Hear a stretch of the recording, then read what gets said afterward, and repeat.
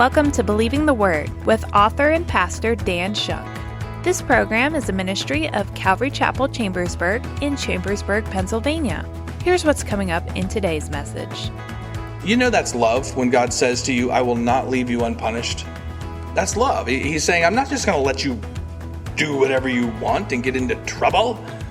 Why would I do that? I mean, that's like, wouldn't every good father say, why would I just let you run out in the middle of the road and get hit by the bus? That's dumb. I'm not going to let you do that, right? So when God says, I will by no means leave you unpunished, that's a good thing. That's the love of a father saying, I want to help you. I'm going to set you on a good course. With time, people tend to think that they may have gotten away with their sin. Nations rise, sins fade from memory, and consequences seem delayed. So we assume God has moved on. But in Jeremiah 46 through 48, God speaks a sobering truth to Egypt, Philistia, and Moab. He doesn't forget. These chapters remind us that delayed judgment is not forgotten judgment, and overlooked suffering is not ignored suffering.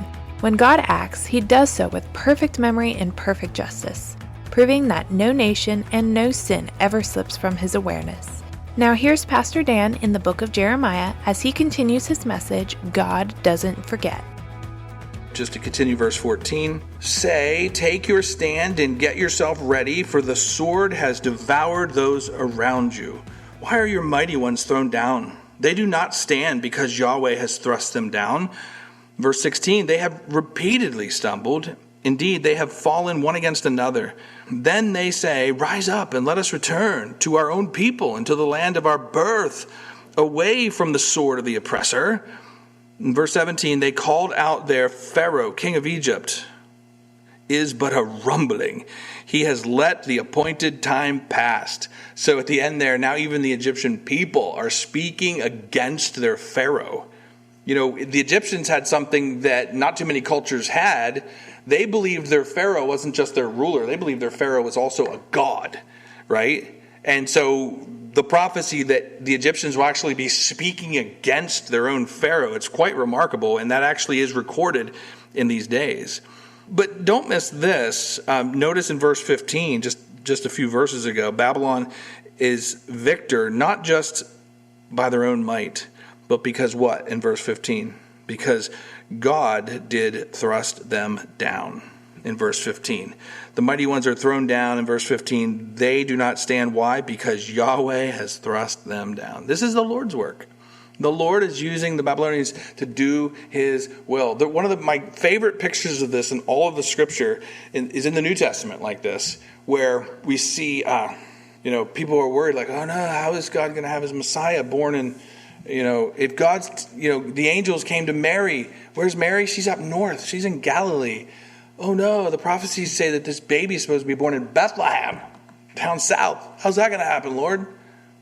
And then what happens? The dictate comes from Caesar, all the way over in Rome, right? Everyone has to return to their hometown of their lineage. And so this little girl from way up north all of a sudden has to go way down south.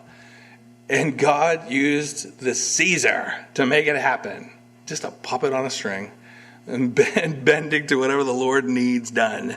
I love that. And it's the same thing. The Lord's using Babylon here to bring justice to Egypt. Now let's read a long section here, verse 18. As I live, declares the Lord, whose name is Yahweh of hosts, surely one shall come who looms up like Tabor among the mountains, or like Carmel by the sea. Make your baggage ready for exile, O inhabitants of the daughter of Egypt. From Memphis, this is one of the Egyptian cities, or Noph, Memphis will become a desolation. It will even be turned into ruin and without habitation. Verse 20, Egypt is a pretty heifer. That's not what you want to be called if you're a strong nation. Okay, this is an insult, yes. Egypt is a pretty heifer. Just picture that, right? Like, can you imagine that? Like the prize fighter getting ready to go out for the fight. Okay, how do I look? You look like a pretty heifer. It's not a compliment. Verse 20, Egypt is a pretty heifer, but a horsefly is coming from the north. It is coming. Also, her mercenaries in her midst are like fatted calves. Forever They have turned back and have fled away together. They do not stand their ground, for the day of their disaster has come upon them, the time of their punishment. In verse 22, it sounds move along like a serpent, for they move on like a mighty force and come to her as woodcutters with axes. Now that's a picture of Babylon. In verse 23, they have cut down her forest, declares Yahweh. Surely it will no longer be searched out, even though they are now more numerous than locusts and are without number. The daughter of Egypt has been put to shame, given over to the hand of the people of the north. Of course, that's Babylon. In verse 25, Yahweh of hosts, the God of Israel, says, Behold, I am going to punish Ammon of thieves. These are different areas of Egypt. And also Pharaoh and Egypt, along with her gods and her kings, even Pharaoh and those who trust in him. Verse 26, I shall give them into the hand of those who are seeking their lives, even into the hand of Nebuchadnezzar, the king of Babylon, and into the hand of his servants. Afterwards, however, it will be dwelt in like the days of old, declares Yahweh. So now this picture of Babylon pressing into the cities of Egypt and conquering into the cities of Egypt by Nebuchadnezzar. And the interesting commitment, though, in verse 25, that this is for the punishment of Egypt, not for the destruction of Egypt. It's for their punishment. It's an interesting note, because there are times when he will declare to other nations or to individuals, this isn't to punish you. In other words, for correction. This is to destroy you. But for Egypt, it is for a punishment for them. That's interesting because Zechariah chapter 14 tells us that in the 1,000-year millennial kingdom to come, Egypt is actually one of the nations in that 1,000-year millennial kingdom that will rebel against the Lord. I mean, it just blows my mind to think of anyone rebelling against an enthroned Jesus on this earth. But it says in Zechariah 14 that if any of these nations do not come up to Israel to worship at the Feast of Tabernacles, God will judge them in certain ways with no rain and other things. And Egypt is listed as one of those nations in Zechariah 14 that will be like that. So it certainly lines up here with this prophecy that this destruction of Egypt by Babylon is not for their destruction. I shouldn't have even said it that way. This punishment is not for their destruction. It is simply to correct Egypt, and in a way correct their course and keep them in their place. We finish the chapter in verse 27 and 28. But as for you, O Jacob, my servant, who is this? That's Israel. He's talking to Israel. Do not fear, nor be dismayed, O Israel, for behold, I am going to save you from afar, and I will save your seed from the land of their captivity, and Jacob will return and have quiet and be at ease, with no one making him tremble. O Jacob, my servant, do not fear, declares Yahweh, for I am with you. For I will make a complete destruction of all the nations where I have banished you, yet I will not make a complete destruction of you, but I will discipline you with justice, and by no means leave you unpunished. You know that's love when God says to you, I will not leave you unpunished. That's love. He's saying, I'm not just going to let you do whatever you want and get into trouble.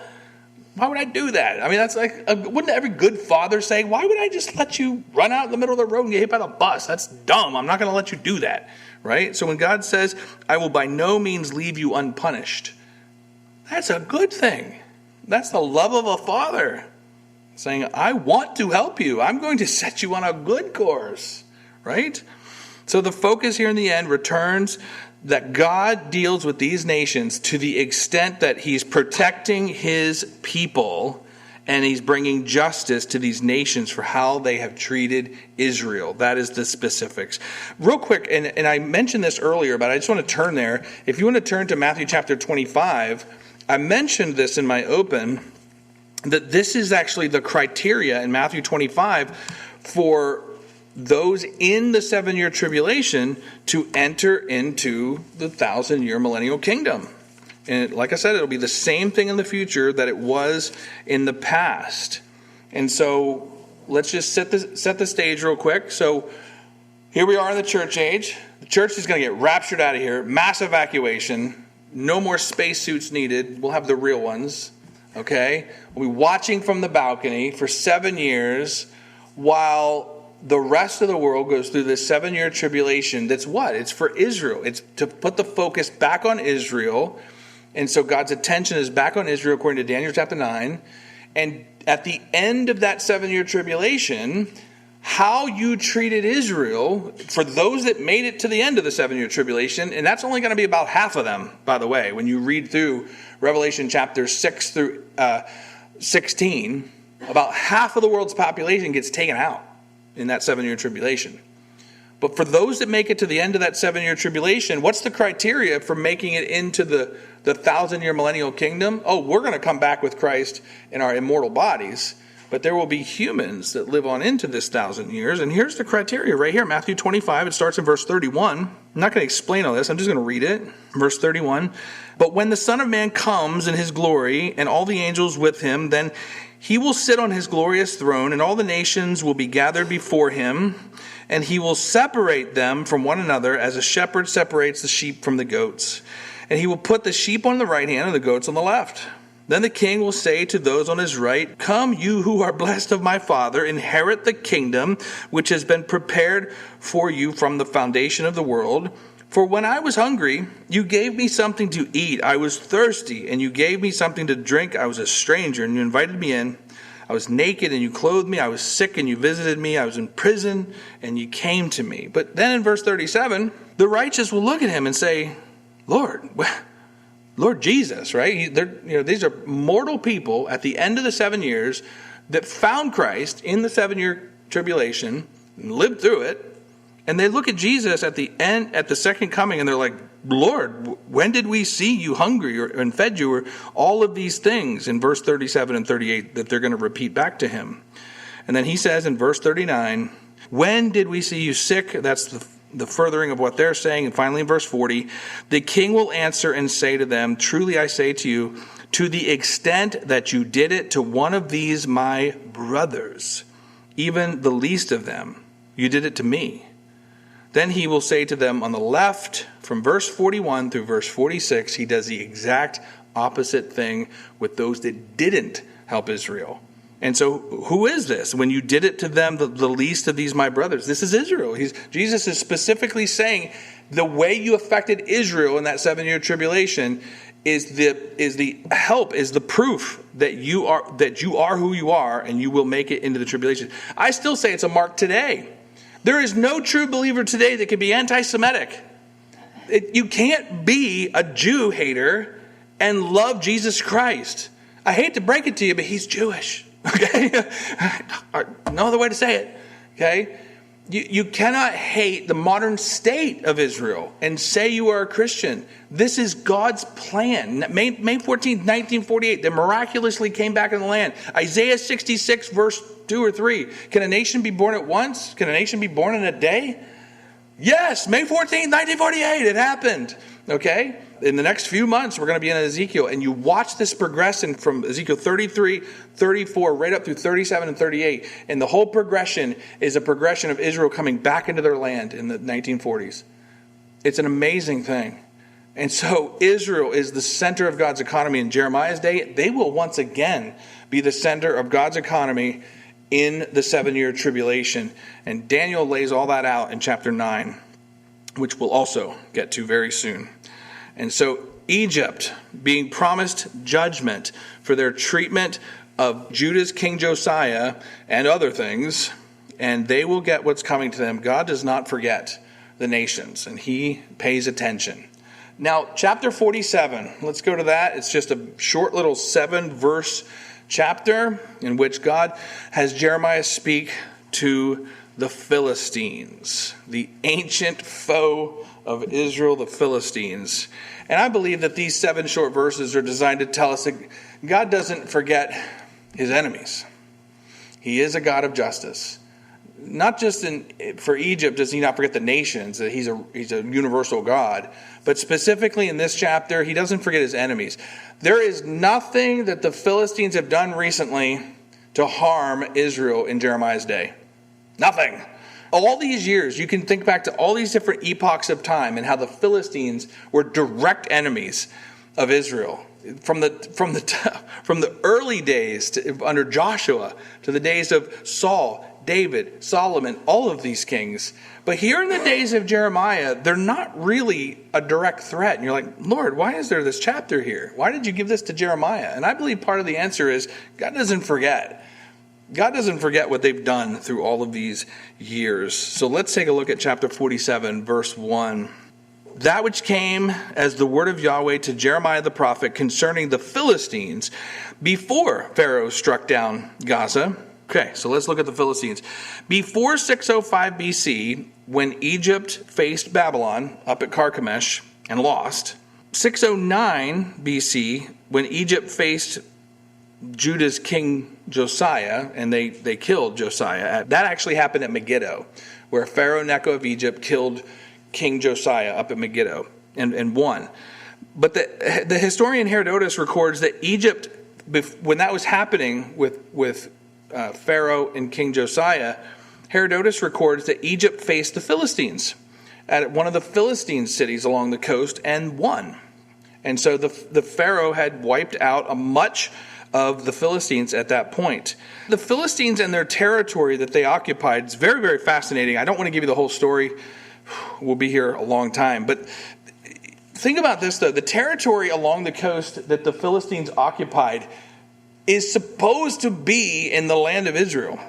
When Joshua was settling the land, God told them exactly where each of the 12 tribes would go in the land of Israel.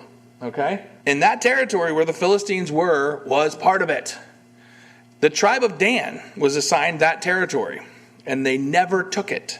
Never even tried. And the tribe of Dan immediately went way up north to avoid the Philistines. And so they were left for King Saul and David and Solomon and others to deal with, and never truly did deal with them. In fact, the tribe of Dan, I believe, is actually judged for not taking their land and leaving. Because when you look at the 12 tribes of Israel that are sealed during the 7-year tribulation coming up, it's in Revelation chapter, it's either 7 or 11. The 12 tribes are listed, and how 12,000 people from each of the 12 tribes will be protected. Dan's not listed. Dan's not listed. The tribe of Levi, who had no land, they were the priests.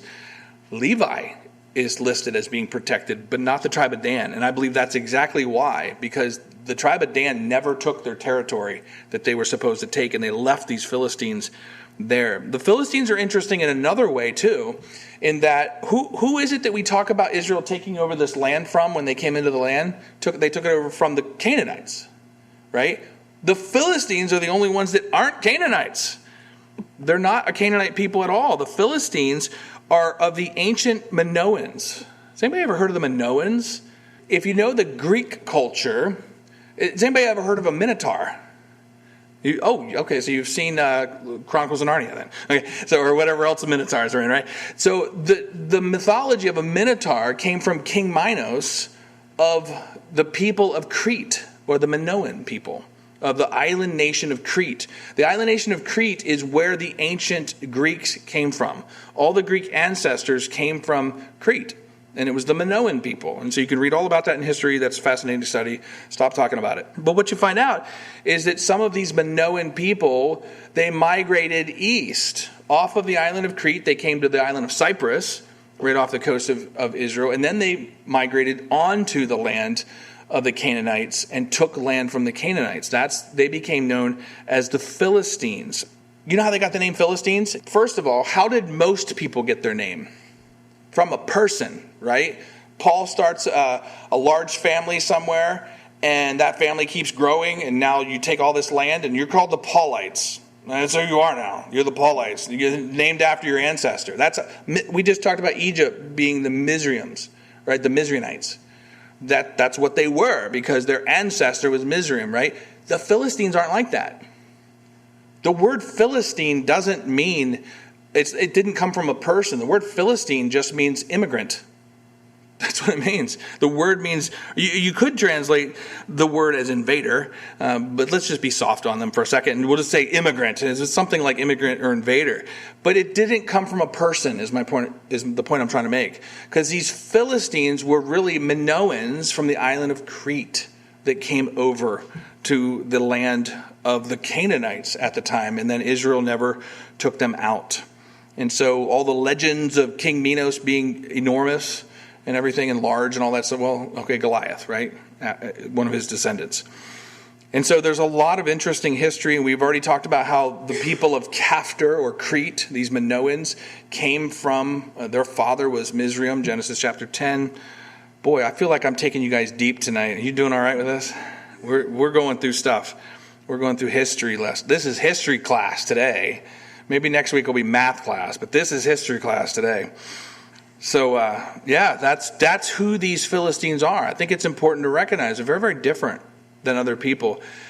So let's just cap the story off with one other interesting part of this. So these Philistines, right, are there. They finally are going to get wiped out. They're gone. They're going to be gone. But the Jewish Maccabees in 160s BC, just before the time of Christ, are the ones accredited for actually finishing wiping out the Philistines. So they're no longer a people. But this is why I'm bringing it up. Israel, they're in the land in the days of Jesus. Who kicks them out? Rome kicks them out, right? Spreads them across the world. What does Hadrian of Rome do? He renames the land of Israel, what? Syria Palestina, after their arch enemies, the Philistines. The Roman Empire renamed the land Palestine. That is the same exact word as the Philistines, just different language, okay? That's why you have this term being used today. The people throughout that land, throughout the last couple hundred years, even before May 14, 1948, were Jewish. If you pull up the Palestinian Post from the 1800s, it was written by Jews. Okay, everyone in the land of Palestine in the last couple hundred years were Jewish people. It just retained that name since the days of the Roman Empire. I'll do you one better. There isn't even a P in Arabic. So don't let anybody tell you that there's some Palestinian people in Arab cultures. There isn't. They took the word that was being used for Jews for the last couple hundred years that the Romans gave to the land, and they said, we're a Muslim Palestinian people. There is no such thing. Most of the Palestinians today are Jordanian. Okay, I've filled your head enough, and we could go down that line of thought for a long time. But I needed to give you a little information on these Philistines, ancient and modern. Okay, so that is generally who and where we're talking about. That was the longest introduction to 7 verses that you're ever going to get, because this is only 7 verses here. So that's who we're dealing with here, these Palestinians, these Philistines. Verse 2, thus saith Yahweh, behold, waters are going to rise from the north, Babylon, and become an overflowing torrent, and overflow the land as wells as its fullness.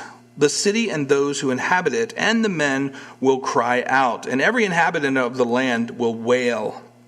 Verse 3, because of the noise of the galloping hooves of his valiant steeds, the quaking of his chariots, and the tumult of his wheels, the fathers have not turned back for their children because of the limpness of their hands. Wow. I mean, even the idea, this is a vivid description, by the way, of Babylon routing through the land of Judah. As they were finishing off the Egyptians at Carchemish, they were chasing the Egyptians back home. Where do they go? Right through the Philistine territory. And so they're routing, Babylon is routing these Philistines on the way back down to Egypt. What a remark here in verse 3, that the Philistines would be so scared that they would not even turn back to help their closest family. Wow, I mean, that's desperation for your own life, just to flee and get out of there. Verse 4, on account of the day that is coming to destroy all the Philistines, to cut off from Tyre and Sidon every ally that is left. By the way, so Tyre and Sidon were Phoenicians just north of Israel, modern-day Lebanon, like where all the rockets are coming from today. Okay, that is the Phoenicians, Tyre and Sidon. They were allies with the Philistines. And the Lord is pointing out here, your allies in the north will not be able to help you. Every ally is left. For Yahweh, in verse 4, Yahweh is going to destroy the Philistines, the remnant of the coastline of Caphtor. Again, that's Crete. Does anybody have another translation there for Caphtor in verse 4, or do you just have Caphtor? Okay. That's Crete, the island of Crete, again, the Minoans. You've been listening to Believing the Word, a ministry of author and pastor Dan Shunk at Calvary Chapel Chambersburg in Chambersburg, Pennsylvania. Pastor Dan has been teaching through a series in the book of Jeremiah. We'd love to get connected with you and hear about how God is working in your life through this teaching program. You can reach us by phone at 717-500-1102. Again, that number is 717-500-1102. You can also check us out at our website, cchambersburg.org, where you can learn more about the ministry of Calvary Chapel Chambersburg and find our chapter-by-chapter messages. If you're in the Chambersburg area, we'd love to have you join us Sunday mornings and Thursday evenings on 5121 Coffee Avenue. Thank you for joining us today, and we'll be back with more from the book of Jeremiah. But until then, this has been Believing the Word with Pastor Dan Shunk.